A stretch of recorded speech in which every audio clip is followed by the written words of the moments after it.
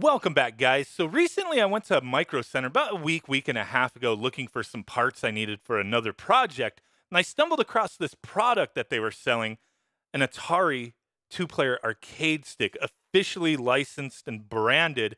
And I opened up the packaging in the store and I was blown away. I was like, this is some really good quality material they're using. It's very heavy. The buttons they have going on here are decent Hap style clones, including the sticks as well. They're Hap style clones as well. And you have a trackball. A lot of cool stuff going on here, including there's over 100 built-in games. All Atari games, arcade, 2600, other consoles as well from Atari. And it reminded me, a while back, I did take a look at an Atari branded Raspberry Pi kit that was also sold at Micro Center. And I had a few little issues with that thing, but I kind of looked past that. And after really looking at this, I was like, I have to check this out. So, yeah, two-player stick plugged into a Raspberry Pi built in. It has a Raspberry Pi 3B Plus built into it with the power supply and HDMI cable. This was going for $200. They had a couple other orientations of this product as well. The same exact one for $150 with no power supply, no HDMI, no Raspberry Pi, no micro SD card. And then they had a smaller one with no trackball that had nothing with it as well for a little over $100. All three of them, they have a little key in the front so you could lock the panel, open it up, has some nice little like hydraulic connector arms. I'm no scientist. I don't know what the hell they're called, but very nice opening this up and, having everything accessible. So it has the Pi 3B Plus in the corner. They have everything mounted in there decently well. There's a little bit of a mess with all the cables. In the back, in the middle, is your Zenmo encoder, which they use for both player 1 and 2. Then your trackball is USB plugged into the Raspberry Pi.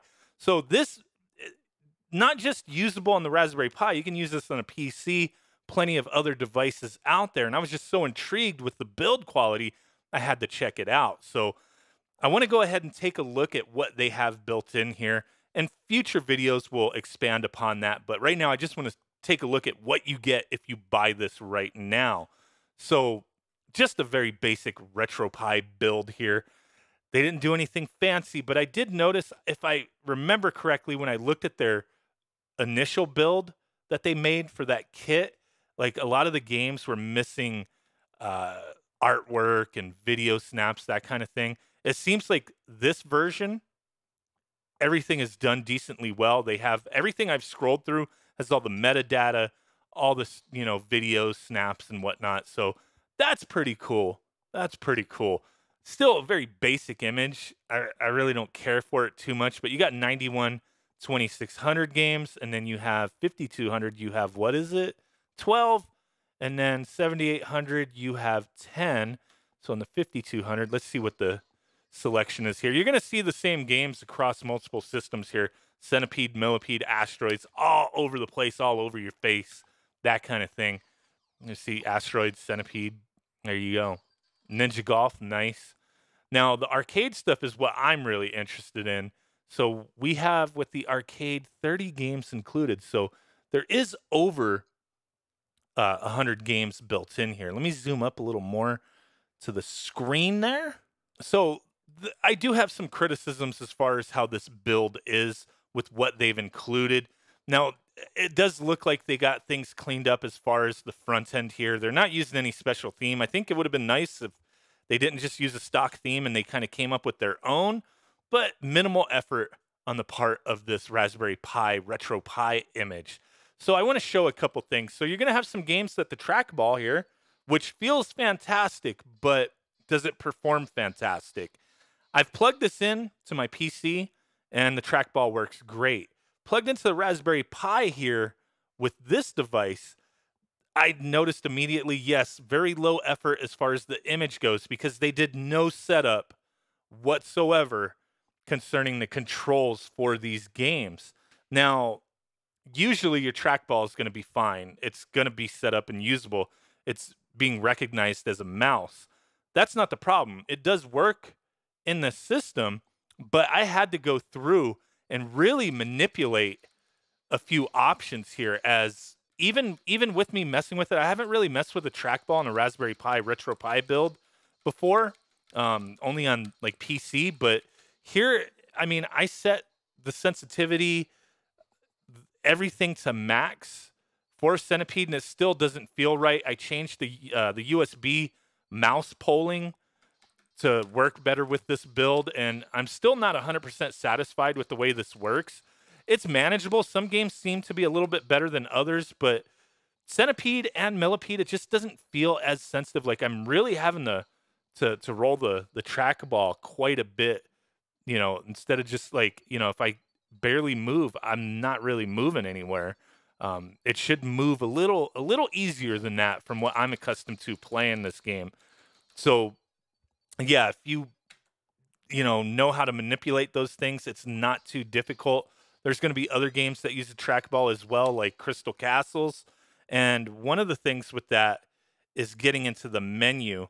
So they didn't have the hotkey set up to get into RetroArch. Um, so I had to set a few different things up in order to use this properly. It just shows that it's just they dumped an image out there with some games. They scraped the artwork and they didn't do anything beyond that. I really wish I don't really care too much about the games here. I have access to these games in quite a few different ways, but I really wish they would have went the extra mile and set these games up properly instead of just doing the bare minimum. Like this game, I believe I have it set to maximum. Oops. To the max on the sensitivity. I don't have a keyboard right at the second, so I'm having to go in here to get into the main menu.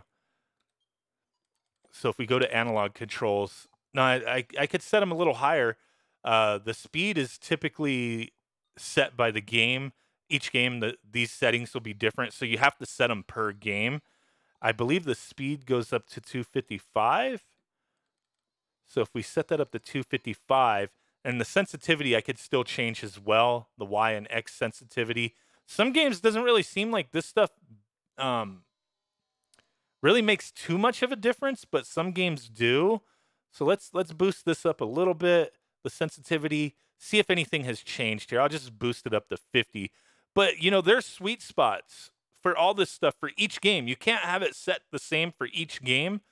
And I wish these guys would have went the extra mile and just handled business with that. You know what I'm saying? Like, I'm not the biggest fan of a lot of these games, but there's a few of them that are good. And you can add games to this, keep that in mind as well. But yeah, they did the very bare minimum with this, unfortunately. But let's see how that let's take a look at if that did anything different there. Okay, that's actually a lot better. Where's my jump button? So see, you're going to have to fiddle fuck around with this in order to get it satisfactory. And with it being, a company selling this, I mean, they could have done that themselves and polished the product a little bit, you know what I mean? But unfortunately, they didn't.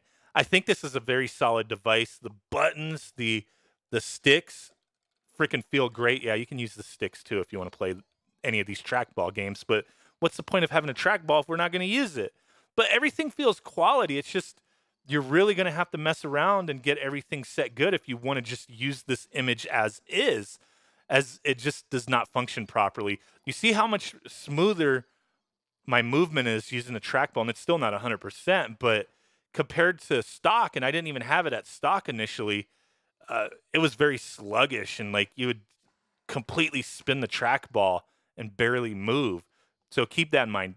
This is not just a plug and play device. You're going to have to figure out how to change some of the settings. You just got to get into the MAME settings. I believe they're using MAME 2003 here. Get into that MAME menu. Usually just hitting a tab will get into it. You can also go into RetroArch and hit that MAME menu option as well. But yeah, this is really cool. I mean, to use this in a different build, forget this Atari build. I have access to all this stuff in tons of different, ways. But to have another build with a ton of arcade games, being able to utilize all 6 buttons, play some Street Fighter action, that kind of thing, is really what makes this stick shine, is that it's already pre-set up for you, ready to go. You just have to do those little tweaks if you want to use the trackball, and that's going to be any image you use. This is my main gripe here, is that they should have done that from the get-go. Since this is their hardware, since they got this set up, they should have done that already. But to use this for other things, I think is going to be awesome. I've already tested it with other images, and I love it. I think this is something I could recommend if you know what you're getting yourself into. I mean, save the money if you already have a Raspberry Pi and you're looking for something like this. Just get the one that doesn't come with the Raspberry Pi. So you're already probably set up, right? Use this on the Pi 3, the Pi 4, whatever you got out there. But hey, guys, just wanted to share this product with you. Really do appreciate it. Thanks for watching. With that said, I will catch y'all next time. Peace out. Bye-bye. And boom. Bye.